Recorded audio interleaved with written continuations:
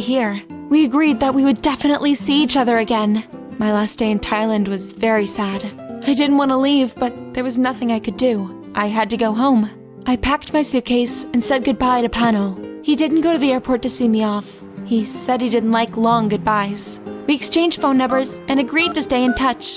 When I arrived at the airport, I met the nasty Freddy again. He saw me and waved. Oh no! There was no way we were going to be on the same plane again. If he sat next to me once more, I'd go nuts. To avoid meeting Freddy, I hurried to go through customs.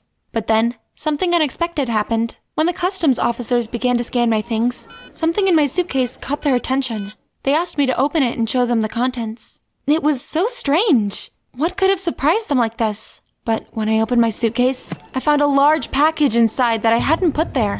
What was it? The customs officers opened the package and there was money in it. A lot of money. How did this end up in my suitcase? I was confused. A control service officer took one of the banknotes and held it up to the light. His face immediately turned serious, and he said something into his radio. At once, the police appeared and grabbed me. What was going on? Let me go. It's not mine. I don't know where the money came from. But they didn't listen to me. They took me to the back room. As I was leaving, I saw the anxious faces of other passengers who were staring at me in fear. I noticed Freddy among them. He was standing and smiling for some reason. I was put behind bars in a private cell. I sat there for about an hour. My plane had already left, of course.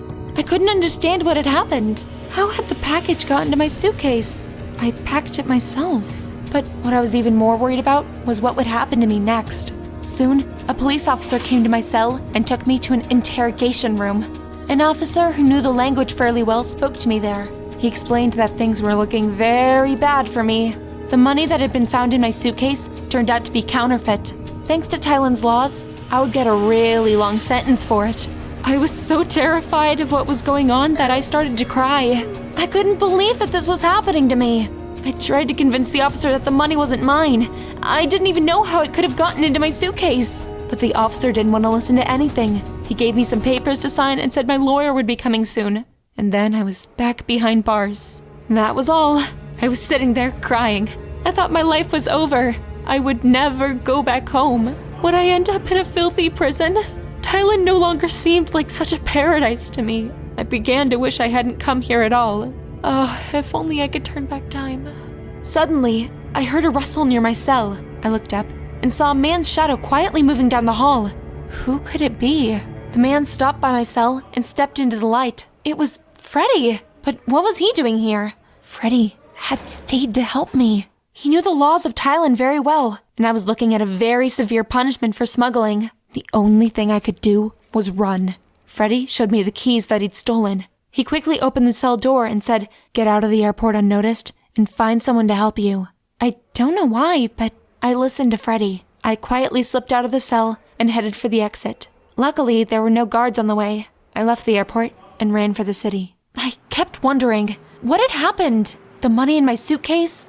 The prison? My sudden escape? Freddy? Who was that Freddy guy, really? I knew absolutely nothing about him. Had he truly been following me? Or maybe he was the one who'd put the money in my suitcase. Exactly! After all, he had been on the plane with me. He must have wanted to smuggle the counterfeit money in my suitcase. That's why he'd come back, to take it away. Could he still be watching me?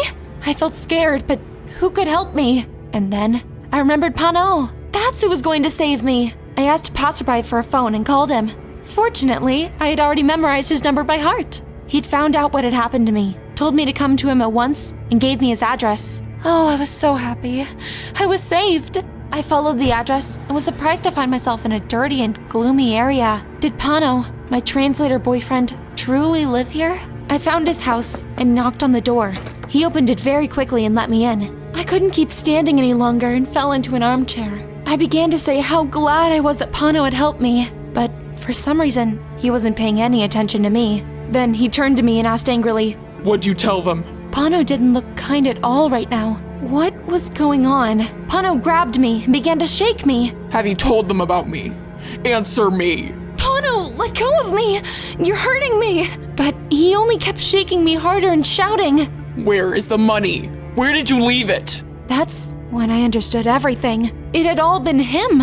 Pano had taken advantage of me. Terrified, I pushed him away, but Pano began to walk towards me. I screamed, and suddenly the door of the house was blown out. Several police officers immediately ran into the room and grabbed Pano. I didn't know what was going on.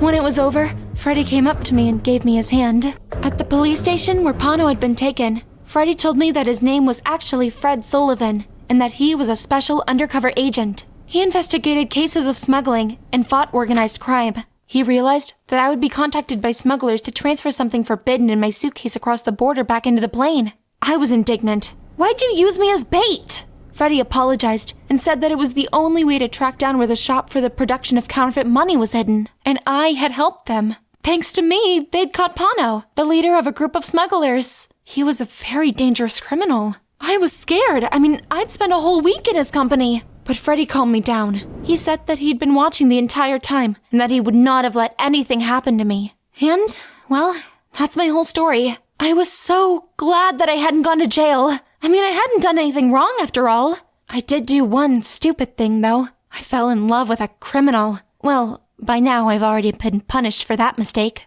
I went back home to my studies, and I tried to forget about it all as quickly as possible. After a while, I succeeded. But suddenly, one day, I got a letter in my mail. It was from a Thai prison. It read, Don't think that you've escaped from me. I'll see you soon enough.